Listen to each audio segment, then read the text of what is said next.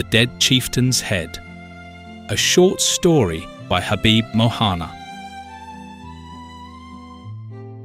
In the Kurram Valley, where the Union Jack had only recently been unfurled, early spring wove the landscape into a vibrant tapestry of green. The wheat fields, once dormant beneath winter's white shroud, stirred with the tender flush of new life. Plane trees swayed gently to the bird's song, while the snow-clad peak of Sikaram stood in the azure distance, a silent and majestic sentinel watching over the valley. In the village of Shalozan, nestled amid the valley's emerald folds, Sabir Khan, a venerable septuagenarian tribal chieftain, passed away peacefully in the hush of the night.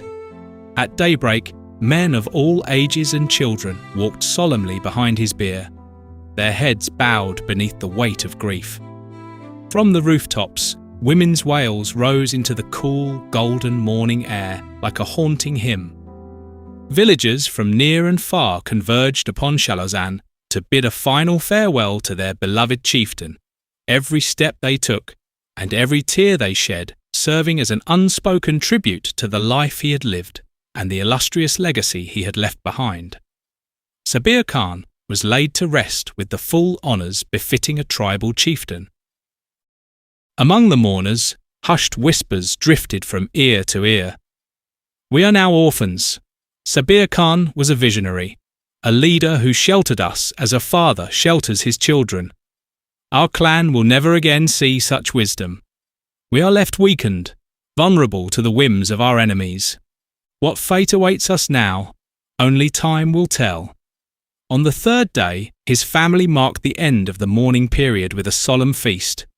24 sheep and goats were slaughtered to feed the people of Shalozan, and the many mourners who had come from distant settlements to honour a man who had long been a wellspring of wisdom, guidance and strength.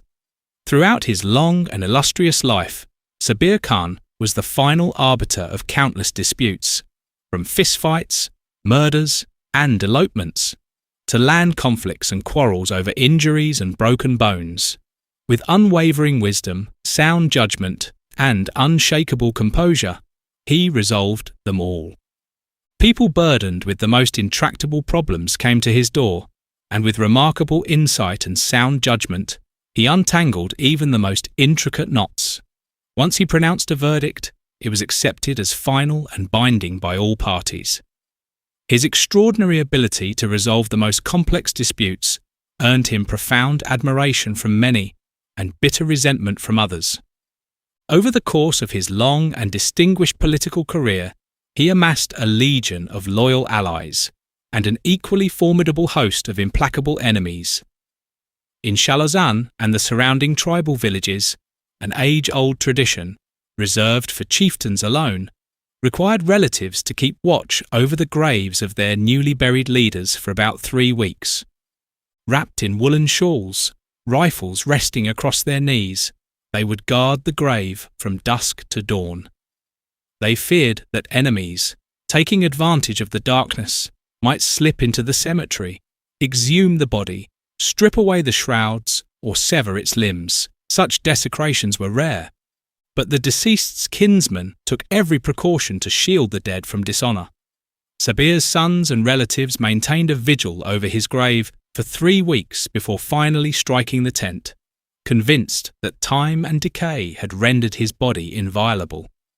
But that very night, a band of riders descended from a village perched high in the surrounding hills, their sole purpose, to exhume Sabir's remains. 9 years earlier, they had sworn a silent oath of vengeance when Sabir pardoned the killer of their clansman. The burial ground lay a kilometre from Shalozan, beyond the paddy fields, the apple and pomegranate orchards, and the Whispering Creek. After tethering their horses to the weeping willows at the edge of a field, the riders slipped stealthily into the cemetery. They were armed with guns, daggers, spades and pickaxes, their faces set in grim masks, their eyes ceaselessly scanning the gloom. It was a Thursday night, and the faint fragrance of withered roses, jasmine, and burnt-out joss sticks lingered in the air. A few terracotta lamps, defying the gentle breeze, flickered faintly in the niches of the headstones. Around them, the night was alive. A metallic chorus of cicadas soared through the air. Fireflies wove erratic patterns among the graves, and the lonely hoot of a solitary owl drifted across the cemetery. Sabir's grave was draped with a jade-green silk pall, its edges fringed with gold tassels. Atop the grave lay wilting rose and jasmine petals, mingled with offerings of wheat and rice for the birds. A solitary terracotta lamp, shielded by a rough stone slab that served as a tiny roof, cast a frail glow over the grave. Some men began digging soundlessly. The earth, still loose from the recent interment, yielded easily beneath their spades and pickaxes, while others stood vigilant, guns cocked and eyes fixed on the darkness. They unearthed Sabir's decaying body, severed his head, and swiftly dropped it into a burlap bag before vanishing into the night. By dawn, they thundered into their village, where a restless crowd had already gathered before the hujra, eager to behold the hard-won trophy. The village headman, standing tall before the assembly, recited Sabir's alleged wrongdoings in a voice both solemn and impassioned. "Look at him," he cried. "This is the fate of a man who betrayed us in every ruling. He let us down each time we sought justice at his door. He spared the killer of our kinsman, mocked our pain, and favoured our enemies. Let all who stand here remember, mercy to the guilty is cruelty to the victim." Then he held up the burlap bag containing Sabir's severed head for all to see. A tumult swept through the crowd, a cacophonous blend of smouldering fury and raw jubilation.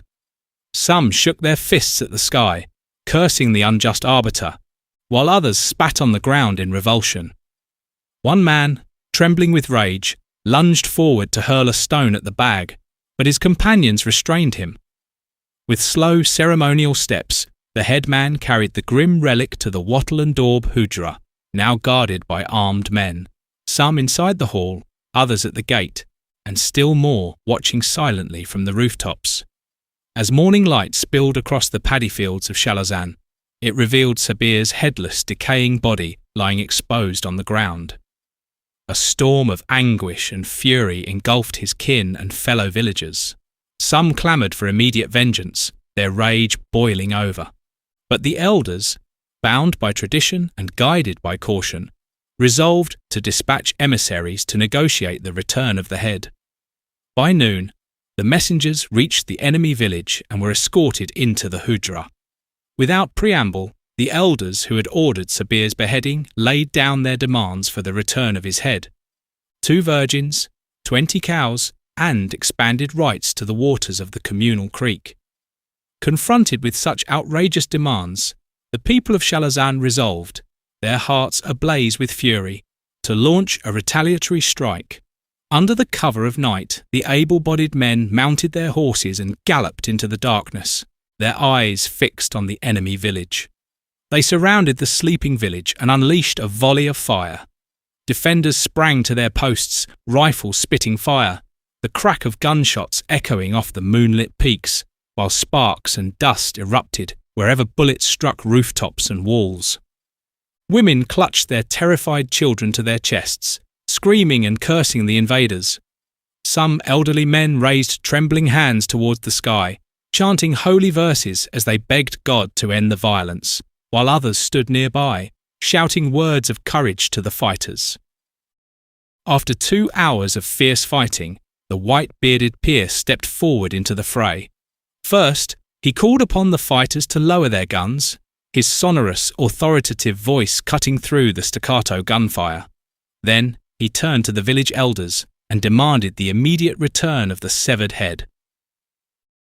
"I am no admirer of Sabir Khan, but what you did was monstrous. To sever the head of a defenceless dead man is no feat of bravery. It is cowardice, not valour," he declared.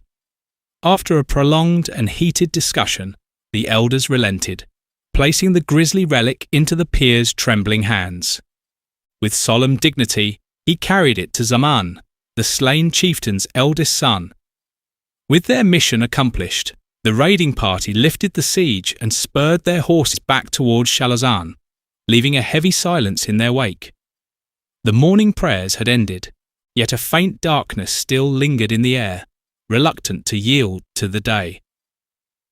As the riders were fording the creek near Chalazan, the chieftain's head slipped from Zaman's grasp and vanished beneath the knee-deep waters. A raw scream of horror tore from his throat, reverberating across the valley and freezing the others in their tracks. For a terrifying instant, they feared he had been struck by an enemy bullet until he choked out the devastating truth. The riders flung themselves at once into the water. Some searched with frantic hands, others groped with their feet, while a few dragged their shawls through the current like makeshift nets. The creek frothed white with their frantic efforts, and the cool air rang with hoarse cries and urgent shouts. One horseman spurred his mount towards Chalazan to deliver the grim news. Soon, the villagers rushed to the creek, their faces drawn with worry. In the pale amber light spreading across the indigo sky, the water gleamed with a ghostly pallor, and amid their desperate search, every stone seemed like the head of their fallen leader. Before long, word flew through the neighbouring villages, drawing people to the creek, their hearts weighed down, their lips moving in silent prayer. They scoured nearly 8 miles downstream, overturning stones and sifting through reeds and rushes, but the waters yielded nothing. As dusk crept in and hope began to fray, they called off the search, defeated and weary.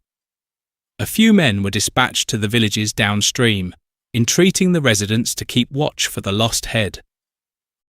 Once again, Chalazan descended into mourning. The village women scurried to the late chieftain's house, where they joined his female relatives in grief, their wails weaving through the village lanes. The local madrasa echoed with the voices of Quranic students completing a Khatmi Quran, dedicating its reward to the late chieftain's soul. That evening, the villagers gathered in the mosque, where the cleric led them in tearful supplications, beseeching the Almighty to guide them to their leader's head so that it could finally be given a proper burial. 7 months melted away, and the memory of the chieftain's lost head faded into the grey monotony of the passing days. Then, one late morning, as a farmer guided water through his paddy field, a skull came tumbling forth with the current, bleached bone white, its hollow grin wide and terrible. A shriek ripped from his throat, and he fled barefoot toward the village, his heart pounding against his ribs. Sabir's sons and the villagers rushed to the spot, carefully washing the mud from the skull before carrying it back to the village. Life ground to a halt as mourning engulfed Chalazan once more.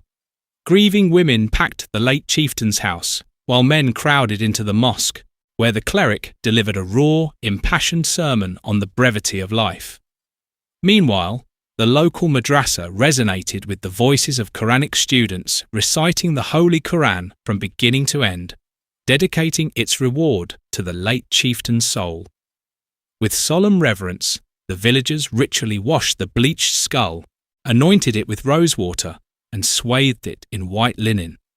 Intoning sacred verses, they bore it to the graveyard, where it was laid to rest beside the headless body.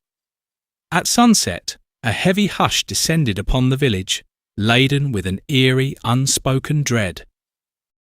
"Why does our leader's spirit find no peace?" the villagers whispered. "Why does his skull wander from grave to stream, from stream to field? Why does the very earth refuse to keep his head? Is this the price he must pay for the unjust judgments he rendered in his lifetime?" Then, a darker and more insidious doubt began to take root. Some now asserted that the skull buried beside the headless body could not possibly be Sabir's. It was far too small, they insisted. Sabir was known for his large, broad head. This one was no man's skull at all, but a woman's, small, light and delicate. It had been bleached to a ghostly white by time and water, while our leader had been dead for only a few short moons. About a year later, a farmer from a downstream village came to Zaman's house, clutching a small white bundle. The visitor, an old acquaintance, asked to speak with him in private. Once inside the quiet guest house, the farmer settled onto a cushion with the bundle in his lap. "I'm sorry, Zaman," he began, his voice low and trembling. "This is difficult, but I feel it is my solemn duty to tell you. I have brought your late father's skull." With slow, reverent care, he undid the knot and gently peeled back the cloth. The skull emerged, pale and weathered, its hollow eye sockets gaping blankly, unseeing yet strangely accusing. Zaman froze. For a long moment, the room seemed to close in around him. Then, as that hollow, haunting stare seemed to pierce straight through his soul, a strangled cry of pure terror burst from his lips. After a long, heavy pause, the visitor, pointing to the skull, continued, "I stumbled upon this yesterday while watering my kidney bean plots. I know that you found a skull about a year ago and buried it, but I have no doubt that this is your late father's. See this deep scar on the forehead? It came from a knife during a quarrel with a man from the neighbouring village 20 years ago. Do you remember? It was over irrigation rights. It was a miracle he survived that day. Your father was a truly great leader. May his soul rest in peace." As the visitor carefully wrapped the skull back in the cloth, a flood of memories came rushing back to Zaman, the roaring creek dotted with figures bent low, groping, splashing. The crackle of distant gunfire splitting the night and the thunderous gallop of hooves, beating like drums of war. He could feel the chaos wash over him again, smell the smoke and dust, and hear the women wailing for his father. The past pressed down on him, vivid and suffocating, as though his father's ghost were crying out all around him.